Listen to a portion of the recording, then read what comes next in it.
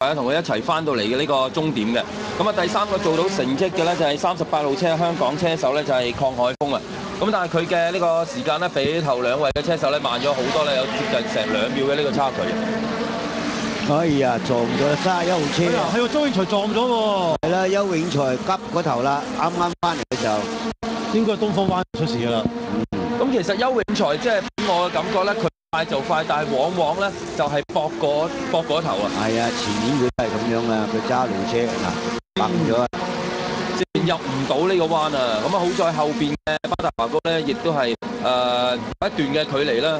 嗱，我睇翻個損毀都幾嚴重啊！哇，成架車架咁都攣晒，咁樣撞埋都好型啊！我相信咧就應該聽日都出唔到㗎啦。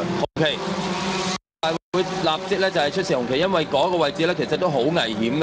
危險啊！兼咁啊，仲有好多碎片，成地都係。咁啊，所以大會咧立即咧就係作一個好明智嘅判決咧，就係紅旗。咁而車手係未出到嚟㗎，架車開始就冒煙。係啦，咁啊頭先亦都見到有火啊。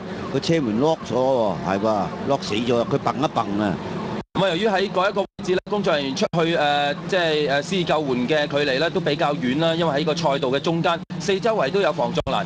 咁啊，見到已經即刻有工作人員跳咗出去啦，希望咧就係開翻嗰道門啦。係啊，同佢左軚車嘅車手喺另一邊嗰度啊。係啊。